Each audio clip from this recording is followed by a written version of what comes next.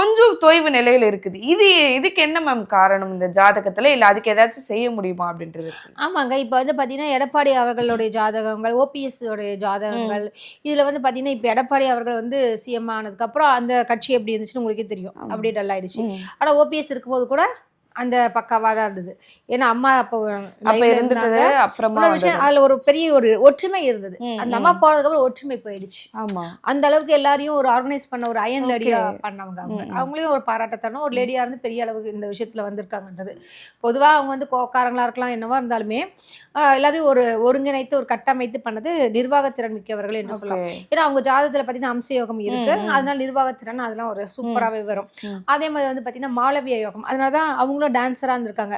Classical dancer, அப்புறம் வந்து cinema துறையில வந்து அப்ப வந்து சுக்கரனால் வரக்கூடாது, அதனால கலைத்துறைக்கு வந்து இப்படி வந்தாங்க. ஸோ அதுவும் ஒரு பெரிய யோகமா ஆயிடுச்சு. அதனால அவங்க ஹீரோயினா நிறைய படம் நடிச்சிருக்காங்க.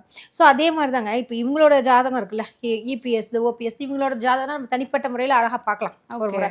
ஏன்னா இப்போதைக்கு நீங்க கேட்டதுக்கு மட்டும் இப்போ அவங்களுக்கு எப்படி இருக்கு கோச்சாரம் அப்படின்றதா சொல்ல முடியும்.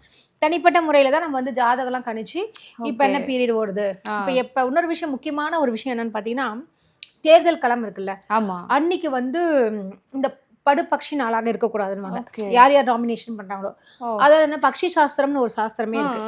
அந்த படுபட்சியில